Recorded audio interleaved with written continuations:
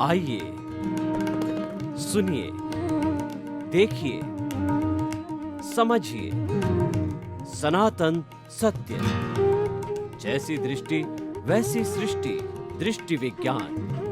कुदरत, कुदरती रचना एवं कुदरत के कानून से शाश्वत सुख की प्राप्ति।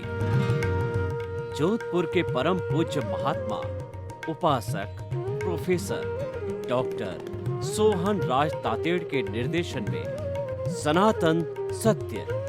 जैसी दृष्टि वैसी सृष्टि, दृष्टि विज्ञान।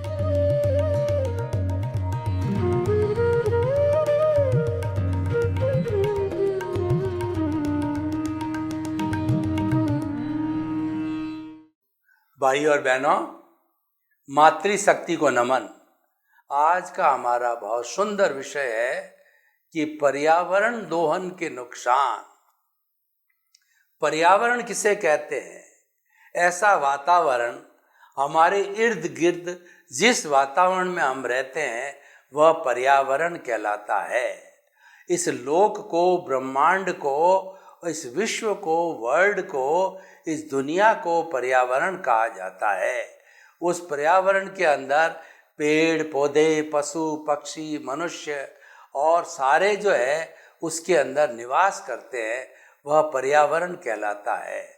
पर्यावरण के अंदर ही हम जन्म लेते हैं, यहीं पर ही हम पाले जाते हैं, पोसे जाते हैं और इसी में विलीन हो जाते हैं। ये हमारा पूरा एक जीवन साइकिल है। पर्यावरण को कुदरत भी कहा जाता है, नेचर माँ भी कहा जाता है, प्रकृति भी कहा जाता है। ये सारा पर्यावरण है। पर्यावरण के मुख्य 5 घटक है: पृथ्वी, जल, अग्नि, वायु और आकाश। इन एक एक घटक की हम उपयोगिता बताएंगे और एक एक घटक का जो है वो प्राणी के जीवन के अंदर क्या उसका सहयोग है वो हम बताएंगे। तो सबसे पहले हम पृथ्वी को लेते हैं। पृथ्वी तत्व हर जीवित प्राणी में होता है। बिना पृथ्वी तत्व के कोई भी जीवित प्राणी नहीं होता है, क्योंकि हमारे इस चराचर जगत में कुल 84 लाख जीवा योनि उत्पत्ति स्थान होते हैं। आप ये कहेंगे कि रोज आप 84 लाख जीवा योनि उत्पत्ति स्थान की बात बोलते हो, वो 84 लाख जीवा योनियां कौन कौन सी है वो मैं स्पष्ट कर देना चाहता हूँ। आप पेपर और पेन लीजिए। 7 लाख पृथ्वी का है, 7 लाख अप का है, 7 लाख तेजस का है, 7 लाख वायु का है, 10 लाख प्रत्येक वनस्पति का है और 14 लाख साधारण वनस्पति का है, 2 लाख बेइंद्रिय, 2 लाख तेन्द्रिय, 2 लाख चतुरिंद्रिय, 4 लाख नारकी, 4 लाख देवता, 4 लाख तिर्यंच पंचेंद्रिय, 14 लाख मनुष्य की जाति, 4 गति 84 लाख जीवा योनियां हैं जो 4 गति में इस पर्यावरण में घूमते रहते हैं, इस लोक में घूमते रहते हैं। वो 4 गति है: नरक गति, तिर्यंच गति, मनुष्य गति और देव गति। और जब कोई भी जीवित प्राणी इन गतियों से जो है वो अपना हिसाब चुकता कर देता है तो अंत के अंदर जो ब्लिस की अवस्था होती है, शाश्वत सुख की अवस्था होती है, ईश्वर बनने की अवस्था होती है, जिसके बाद कुछ करना शेष नहीं रहता है, सनातन सत्य की और शाश्वत सुख की स्थिति आती है। वो स्थिति मुक्ति की अवस्था होती है, emancipation, salvation, free from all the bondage, and that is moksha, liberation.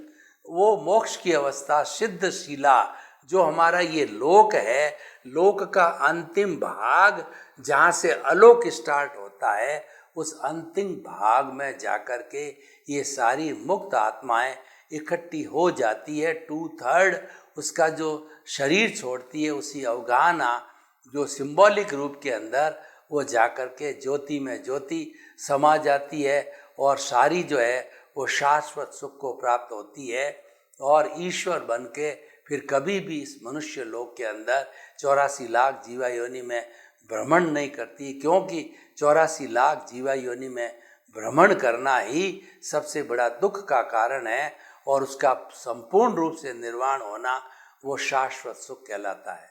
तो भाइयों और बहनों, पर्यावरण दोहन की पृथ्वी की बात की हमने। जल, हमारे शरीर के अंदर 60% पानी है और धरती के ऊपर जो है 75% पानी, यानी पानी का बहुत ज़्यादा परसेंटेज है। अगर व्यक्ति को अच्छा भोजन करा दिया जाए लेकिन पानी न पिलाया जाए घंटे 2 घंटे के अंदर, तो व्यक्ति मर भी सकता है। यानी पानी की आप उपयोगिता अच्छी तरह समझ सकते हो कि जो है जल बिना मीन प्यासी, यानी अगर मछली को पानी से निकाल दिया जाए तो थोड़ी देर में वो तड़प तड़प करके मर जाती है। तो पानी का हमारे जीवन में भोजन से भी बड़ा महत्व है और पानी के बिना हम जिंदे भी नहीं रह सकते हैं। तो ये हमारा जल का हो गया है, पृथ्वी जल। और तीसरा अग्नि होता है। देखिए, भगवान ऋषभ जो है वो तीसरे आरे के अंत में हुए थे। पहला आरा और दूसरा आरा था वो योगलिक आरा होता था कि एक युगल पैदा होता था। उनकी आवश्यकताएं बहुत सीमित थी और पहले आरे का जो भोजन है वो मूंग के दाने जितना ही होता था।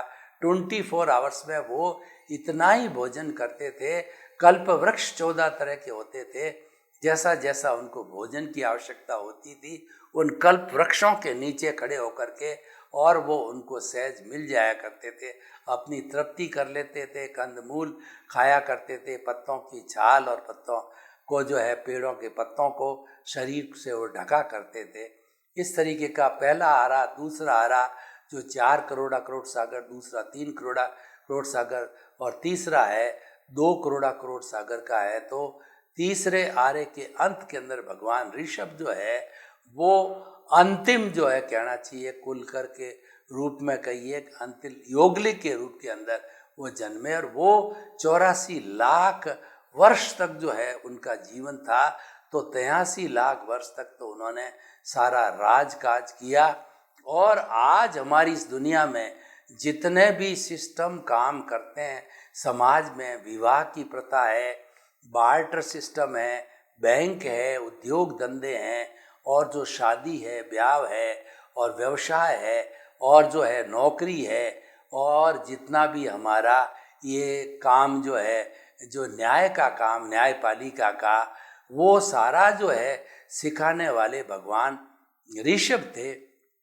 उन्होंने ही जो है सारा सिखाया और उसके बाद से ये जो है काफ़ी लंबे समय से चला आ रहा है। तो हम ये कहना चाहते थे पृथ्वी जल और अग्नि का आविष्कार भी उस समय पर हुआ। अग्नि के आविष्कार के पहले जब लोग भोजन करने लगे तो कच्चे भोजन से उनका पेट दुखने लग गया। इतने में जो है वो अग्नि का आविष्कार हुआ, जिसको कि भगवान ऋषभ ने बताया कि इस अग्नि के ऊपर भोजन को पकाओ, पका हुआ भोजन खाओ तो गैस नहीं बनेगी, कच्चा मत खाओ। वहाँ से अग्नि का ये आविष्कार हुआ और अग्नि के आविष्कार से कल कारखाने आए, उद्योग आए और सारी दुनिया का अग्नि के आधार पर आप स्वयं जानते हो कि कितना इसका उपयोग है। तो पृथ्वी जल अग्नि और चौथा वायु हमारी प्राण वायु है। अगर हम कुछ सेकंड के लिए भी प्राण को रोक दें तो हम जिंदे नहीं रह सकते। प्राण वायु का हमारे जीवन में कितना बड़ा महत्व है। कहा जाता है कि जब तक सांसा जब तक आशा, जब तक हमारी ये प्राण वायु सांस चलती रहती है तो हमको, हमारे घर वालों को, डॉक्टर को आशा रहती है हॉस्पिटल के अंदर कि ये जिंदा है। और जिस समय के अंदर अंतिम सांस निकल जाती है, वो लास्ट ब्रीथ निकल जाती है, तब डॉक्टर कहता है कि नाउ ही इज डेड और शरीर जो है मुर्दा बन जाता है। ये प्राण वायु का सारा चमत्कार है और प्राण वायु से विटालिटी बनती है, हमारी कर्ण वीर्य बनता है, हमारी प्राण ऊर्जा बनती है, जो 4 चीज़ों से बनती है। वो जो हमारा भोजन है, पानी है और उसके बाद में सूर्य की अग्नि और चौथा प्राण वायु ऑक्सीजन है। चारों से विटालिटी बनती है, वह कर्ण वीर्य है। उससे मनुष्य जो है अपने मन वचन काया की समस्त क्रियाएं उसी विटालिटी कर्ण वीर्य से करता है। और कर्ण वीर्य नहीं होता है तो व्यक्ति कोई भी कार्य नहीं कर सकता है। तो आप वायु की उपयोगिता समझिए। आकाश जो है हमको अवगाहना देता है। अवगाहना का अर्थ ये है कि हम जितनी जगह घेरते हैं वो हमें आकाश उपलब्ध कराता है। जैसे मैं सोता हूँ तो 2 फुट बाई 3 फुट की जगह घेरता हूँ, खड़ा होता हूँ तो उतनी जगह घेरता हूँ, बैठता हूँ तो उसके हिसाब से जगह घेरता हूँ। तो ये सारी अवगाहना देने वाला आकाश है। अगर ये हमको अवगाहना न दे, एक व्यक्ति दूसरे पड़ेगा, दूसरा तीसरे पे पड़ेगा और हम स्थिर नहीं रह सकते, अपना जीवन यापन भी नहीं कर सकते। ये सारा पर्यावरण का कॉन्स्टिट्यूएंट्स है। इस पर्यावरण के दोहन का अर्थ यह हुआ कि मनुष्य ने अपनी हवस, अपने लोभ, अपनी तृष्णा के वशीभूत होकर के जिनसे हमारा जीवन चलता है उसका ही शोषण करना चालू किया। कैसे शोषण किया वो हम दोहन की बात बताते हैं, फिर दोहन के नुकसान की बात बताएंगे। पृथ्वी है, पृथ्वी को जो है वो खेती बाड़ी करता था, यह बात तो सही है। पीने का पानी निकालता था, यह बात भी हमारी उपयोगिता की है। और उसके बाद के अंदर पृथ्वी के ऊपर वन लगाता था, पेड़ पौधे और फल फ्रूट सब्जियां, यह भी उचित बात है। लेकिन आदमी ने अधिक कमाई करने के लिए भोगवादी संस्कृति ने जो हमारे मेटल्स हैं जैसे कि सोना है, चांदी है और जो है आपका हीरे, माणक, मोती, पन्ना, मकराना, ग्रेनाइट्स इत्यादि, इसको निकालना प्रारंभ किया अच्छे अच्छे मकान बनाने के लिए, अच्छा बिजनेस करने के लिए। तो ये उसकी जो तृष्णा जो है, ये उसकी आकांक्षा बढ़ती गई और वो दोहन करता गया और जो है पेट्रोलियम निकाला गया, पेट्रोलियम प्रोडक्ट बनाए गए। 10,000 फुट 15,000 फुट जो है पृथ्वी को के पेट को चीर दिया, नीचे जाते रहे। उस दोहन का दुष्परिणाम क्या हुआ कि पृथ्वी जो है खोखली हो गई। खोखली होने से हर एक वस्तु की सेंटर ऑफ ग्रेविटी होती है। सेंटर ऑफ ग्रेविटी क्या अर्थ होता है कि जब हम सीधे सीधे चल रहे हैं तो हम आराम से चलते हैं और सामने कोई ऑब्स्टेकल आ गया और थोड़े हम टेढ़े हो गए, तो टेढ़े अगर हम हुए हैं लेफ्ट साइड के अंदर, फिर राइट साइड में हमने हाथ के इशारे से उसका रिजल्टेंट बना करके और अपने आप को कंट्रोल किया, तब तो हम गिरे नहीं। इसका मतलब सेंटर ऑफ ग्रेविटी हमारी डिस्टर्ब हुई थी, हमने उसको प्रयास करके उसको मेंटेन कर दिया। लेकिन जब पृथ्वी का इतना दोहन कर दिया गया है, पृथ्वी को खोद दिया गया खदानों के अंदर, तो ये पाटी नहीं जा सकती सेंटर ऑफ ग्रेविटी। पृथ्वी अपनी धुरी पे चलती है और खोखली होने के कारण, सीजी डिस्टर्ब होने से, वो पर्यावरण का दोहन हो जाने के कारण वह हमें सुनामी देती है, कोरोना लाती है और जो उसके साथ साथ के अंदर अतिवृष्टि, अनावृष्टि, भूकंप, महामारियां, बीमारियां ऐसी बहुत सी आकर के हमको पनिशमेंट देती है कि तू तो जो है अपने लोभ के वशीभूत मेरा पेट चीरता जाता है, तो अब मैं जो है तुम्हें उसका पनिशमेंट देती हूँ। और कोरोना का कितना बड़ा पनिशमेंट दिया गया, घरों में रो करके उन्होंने नज़ारा बता दिया कि तुम घर में कैद है। तो ये जो पर्यावरण कितना विशुद्ध हो रहा है, तो ये पृथ्वी की बात हो गई। पृथ्वी का व्यक्ति ने दोहन किया, उसके रिजल्ट है उसके सामने आ गए। अब जल को लीजिए।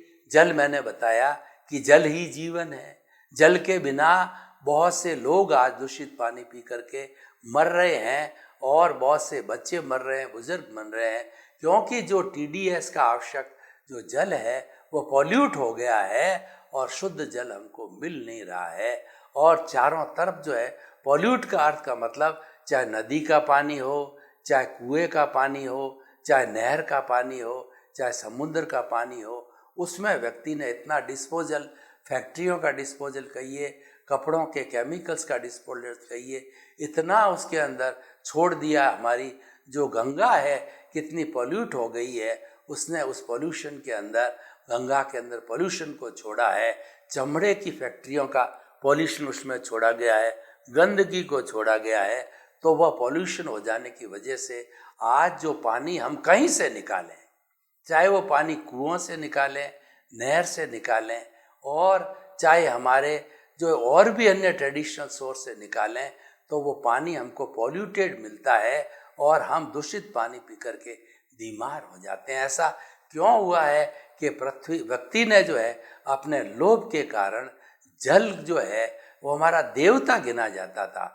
पुराने समय के अंदर हम इस पृथ्वी के जितने कॉन्स्टिट्यूएंट्स हैं उनकी पूजा करते थे, प्रकृति की पूजा करते थे।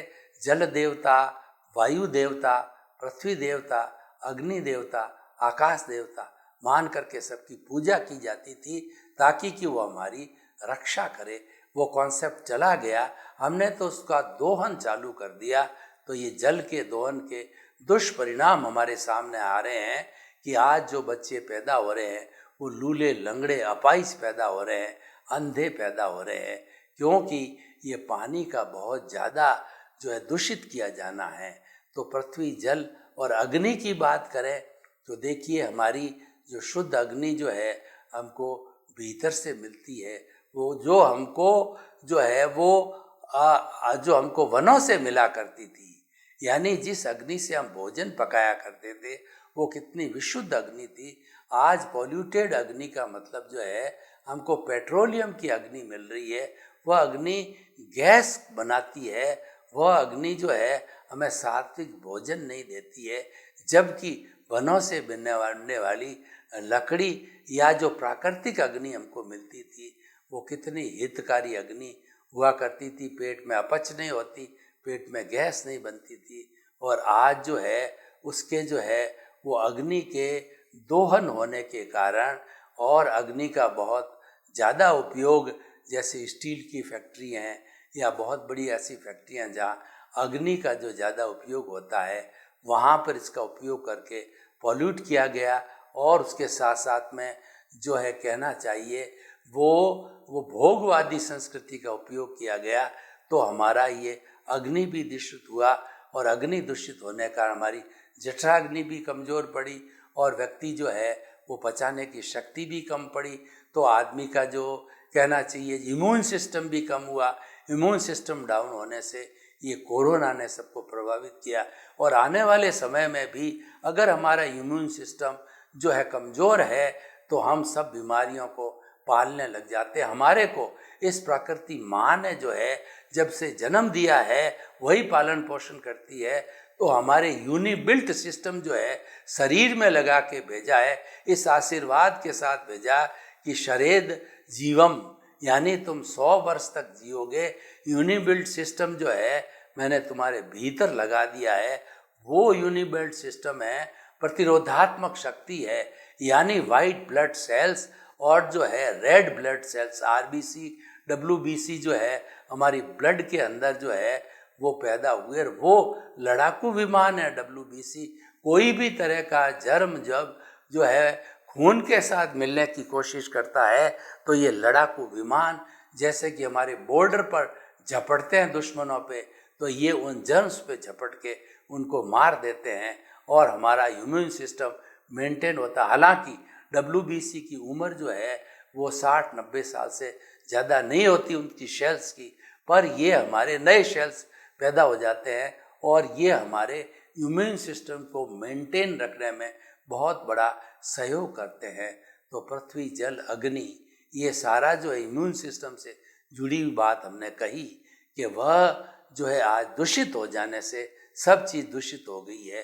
दोहन होने से दूषित हुआ, अतिरिक्त दोहन किया गया, आवश्यकता के अतिरिक्त जो है इन 5 सब्सटेंस का उपभोग किया गया, अपने जो है क्रोध, अपने जो है वो लोभ को पूरा करने के लिए। तो पृथ्वी, जल, अग्नि, वायु को देखिए कितना बड़ा पोल्यूशन हो गया कि आज चारों तरफ कार्बन डाइऑक्साइड हो गई है। आज हमको प्राण वायु जितनी शुद्ध ऑक्सीजन जलवायु में होनी चाहिए, पर्यावरण में होनी चाहिए, वो नहीं मिल रही है। आज जो O3 ओजोन की परत ओजोन होती है, O3 वो समुद्र के किनारे हमको मिलती है और इसीलिए हमको समुद्र किनारे ज़्यादा से ज़्यादा घूमना चाहिए। O3 मिलने से हमारा स्वास्थ्य अच्छा रहता है। O3 की ओजोन की पतरी जो छतरी है वो हमारे पूरे जो इस वायुमंडल पर आई हुई है, और वो जो सूर्य की किरणों के साथ में पराबैंगनी जो वायोलेट्स किरण जो आती है उनको रोकती है। हम विटालिटी मांगते हैं, ऊर्जा मांगते हैं वैचारिक, तो वह ऊर्जा हमें जो आज जो नेगेटिव ऊर्जा के रूप में मिल रही है, क्योंकि आज पर्यावरण के अंदर विचारों का दूषण बहुत हो गया है और प्रदूषित विचार इकट्ठे हो रहे हैं और वही हम डिमांड करते हैं, तो वही प्रदूषण हमको मिलता है। इसीलिए आजकल लोगों में असहनशीलता, लोभ की वृत्ति, त्याग का न होना, ये हमारे मूल्य थे। मूल्यों की जो संस्कृति जो खत्म हो गई है, अवमूल्यन हो गया है और हम जो है जीते जागते एक मैकेनिकल प्रोडक्ट बन गए। हम सब निर्जीव बनते जा रहे हैं। पहले लोग थे वो बड़ा सजीव थे और जीवन के अंदर आनंद की अनुभूति करते थे। आजकल निर्जीव होने का अर्थ ये है हमारे पास साधन बहुत बढ़ गए हैं, चाहे टीवी है, मोबाइल है, इंटरनेट है, गाड़ी है और बहुत से साधन जो है, मेडिकल साइंस के साधन है, खूब साधन मिल गए। लेकिन व्यक्ति धीरे धीरे चेतन तत्व से दूर होता जा रहा है और व्यक्ति जब चेतन से दूर होगा तब वो जड़ हो जाएगा और जड़वत हो जाएगा। जड़ का अर्थ होता है उसके अंदर कोई तरह का चिंतन नहीं, मात्र जो एक साधन के रूप में वो रह जाता है। तो इसीलिए हमको जड़ नहीं बनना है, हमको तो चेतन बनना है और ज़्यादा से ज़्यादा चेतन के लोगों के जो है वो हमें उसके रहना चाहिए संगति के अंदर। तो आज का जो पर्यावरण दोहन का सबसे बड़ा जो दुष्परिणाम आया कि वो व्यक्ति को धीरे धीरे जड़ रूप में बनाया जा रहा है, उसको मोबाइल टीवी संस्कृति से जोड़ा जा रहा है। व्यक्ति से पर्सनल इंटरेक्शन करना और व्यक्ति को प्रणाम करना, व्यक्ति से वार्तालाप करना, वो सारा धीरे धीरे छूटता जा रहा है। आज जो अध्यापक को देखिए और स्टूडेंट को देखिए, वो भी पढ़ाई क्लासरूम में हुआ करती थी, आजकल सारी ऑनलाइन में होनी चाहिए। जितना ऑनलाइन का सिस्टम है वो हमको निर्जीव बनाता जा रहा है। जब हमारे जीवन के अंदर कोई सजीवता नहीं रहेगी, यानी कॉन्शियसनेस नहीं रहेगी, यानी हम कॉन्शियस लोगों से बात नहीं करेंगे, इंटरेक्शन नहीं करेंगे, संपर्क नहीं करेंगे, तो हम भी जड़वत बन जाएंगे, एक पत्थर की तरह बन जाएंगे। इसीलिए आज व्यक्ति का दिल और दिमाग है वह जड़वत हो गया है, पत्थरवत हो गया है। वह कोई तरह के रिलेशन के अंदर आदर में, सम्मान में विश्वास नहीं करता। जो हमारी आज वेस्टर्न कल्चर के अंदर जो लोग की eat drink and B Mary की जो है स्लोगन को लेकर के चलते हैं, ज़्यादा रिलेशंस में बिलीव नहीं करते हैं, वो तो भोग की संस्कृति है, उसी के अंदर ही वो पाले पोसते हैं और वही उसका विकास है। उस संस्कृति को हमने अपना लिया। हमारी संस्कृति भोग की संस्कृति नहीं है, हमारी संस्कृति आदर की संस्कृति है, हमारी संस्कृति मूल्यों की संस्कृति है, हमारी संस्कृति सजीव संस्कृति है। हम जिंदे लोगों से बातचीत करना ज़्यादा पसंद करते हैं, लोगों को बुलाना, उनको खाना खिलाना, उनसे वार्तालाप करना, उसमें जीवन में सजीवता आती है। आप जड़ से बात करोगे तो जड़ बनोगे और आप चेतन से बात करोगे तो आपको आनंद आएगा, क्योंकि जड़ में तो आनंद है ही नहीं। वो कहाँ से आनंद दे सकता है? चेतन व्यक्ति ही आनंद दे सकता है। तो हम ये कहना चाह रहे थे, पृथ्वी, जल, अग्नि, वायु और आकाश, इनका ज़्यादा बहुत अतिरिक्त दोहन कर दिया, यानी पर्यावरण का अतिरिक्त दोहन किया गया, तो उस अतिरिक्त दोहन के दुष्परिणाम हमारे सामने आ रहा है। आज कहा जाता है कि पृथ्वी बचाओ, अहिंसा बचाओ, यानी अहिंसा एक ऐसा माध्यम है, उसके माध्यम से हम पृथ्वी को बचा सकते हैं। आज पृथ्वी का जो है बहुत ज़्यादा दोहन, वनों की कटाई हो रही है और वनों को समाप्त किया जा रहा है, वह रोका जाना चाहिए। और उसके साथ साथ में नए पेड़ पौधे लगाने का अभियान हालांकि चल रहा है। हमें इस अभियान को सघन करना है कि ज़्यादा से ज़्यादा हर व्यक्ति अपने जीवन के अंदर 4-5 पेड़ अवश्य लगावे। तो जो कमी आई है पेड़ों की लगने से, जो हमें ऑक्सीजन की कमी आई है, वायुमंडल में प्रदूषण बढ़ता है, वह सारा रुक जाएगा। तो हम ये बताना चाहते हैं कि पर्यावरण के जो है दोहन के क्या क्या नुकसान हैं। दोहन का मतलब होता है अतिरिक्त उपयोग करना। आप किसी भी चीज़ का अतिरिक्त उपयोग करोगे, आप समझ सकते हो कि क्या दुष्परिणाम हो सकता है। मान लीजिए गधे की कैपेसिटी है 50 केजी भार ढोने की है, आपने उस पर 100 केजी भार डाल दिया, तो ये उसका दोहन किया, तो वो उसको सहन नहीं कर पाएगा, वो तो गिर जाएगा, थोड़ा चलेगा टूट जाएगा, मर जाएगा। तो हमें जो पर्यावरण के जितने साधन हैं उनको जितनी हमारी आवश्यकता है, क्योंकि आवश्यकता आपको अलाउ की गई है और प्रकृति माँ भी कहती है कि तू आवश्यकता के अनुसार तेरा भरण पोषण कर और आराम से मेरे पास में साधन है। आवश्यकता के अतिरिक्त जो है इन चीज़ों का उपयोग करना है, ये दोहन कहलाता है। तो हमारे प्रकृति के जो दोहन के बहुत बड़े नुकसान हैं, खैर नुकसान हो गया तो हो गया, जब जगह जबी सवेरा है, तो जब हमारे दिमाग के अंदर ये बात आई कि अब अंतिम समय आ गया है, हमें अगर इस पर्यावरण को बचाना है तो हमें इस पर्यावरण के 5 घटकों का दोहन करना पड़ेगा, नए वन लगाने पड़ेंगे, नए पेड़ पौधे लगाने पड़ेंगे, ज़्यादा ऑक्सीजन को जो है हमें प्राप्ति करनी पड़ेगी। इस तरीके से हमें पर्यावरण के दोहन को रोकना, उसके बहुत नुकसान है, और पर्यावरण को हमें और ज़्यादा आगे बढ़ाना है। सर्वे भवन्तु सुखिनः, सर्वे सन्तु निरामया, लोक के सब जीवों को सुख मिले, शांति मिले, आनंद मिले, प्रेम मिले, और सभी हम हिल मिल करके अपने घर को एक मंदिर का रूप बनावें। जब घर सुधरेगा तब समाज सुधरेगा, सुधरे व्यक्ति समाज व्यक्ति से, राष्ट्र स्वयं सुधरेगा। आपके प्रति मंगल भावना, शुभ।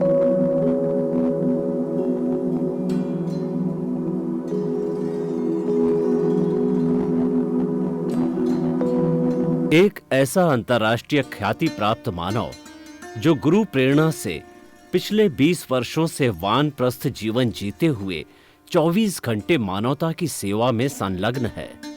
एक ऐसा मानव जो अभी राष्ट्रीय, अंतर्राष्ट्रीय टीवी चैनलों पर 7,500 एपिसोड के माध्यम से सनातन सत्य, आत्मविज्ञान एवं पुनरुत्थान, व्यवहार एवं निश्चय जगत के जीवनोपयोगी विषयों पर हृदय स्पर्शी प्रवचन कर चुका है। उस मानव का नाम है महात्मा उपासक प्रोफेसर डॉक्टर सोहन राज तातेड़। प्रोफेसर तातेड़ द्वारा योग, दर्शन, शिक्षा विषयों पर रचित पीएचडी स्तर के 250 शोध ग्रंथ भारत के 100 प्रतिष्ठित विश्वविद्यालयों में शोधार्थी पढ़ रहे हैं तथा वे सभी शोध ग्रंथ वहां की सेंट्रल लाइब्रेरियों में उपलब्ध हैं। महात्मा सोहन राज ने अभी तक हजारों स्कूलों, कॉलेजों, विश्वविद्यालयों एवं संस्थाओं में सेमिनार, वर्कशॉप, कैंप लगाकर लाखों विद्यार्थियों को योग, दर्शन, शिक्षा का प्रशिक्षण देकर उन्हें सुसंस्कारित किया। डॉक्टर तातेड़ ने भारतीय संस्कृति उत्थान के 4000 से अधिक समसामयिक विषयों पर आर्टिकल लिखकर ऑनलाइन जर्नल, पत्रिकाओं, वेबसाइट्स पर प्रकाशित किया, जिसका उपयोग लाखों पाठक कर रहे हैं। उपासक तातेड़ के 5000 से अधिक आज का सुविचार, आज का शुभ संदेश, आज का मंगल भावना योग आदि चिंतन websites, Twitter, blogger, Facebook, YouTube माध्यमों से लाखों लोग अपना जीवन निर्माण कर रहे हैं। मानवता के मसीहा ऐसे महामानव महात्मा सोहन राज तातेड़ के प्रोफाइल को अभी तक विश्व के 20 लाख दर्शक यूट्यूब पर, 12 लाख गूगल पर एवं लाखों दर्शक फेसबुक, ब्लॉगर, ट्विटर और इंस्टाग्राम पर देख चुके हैं।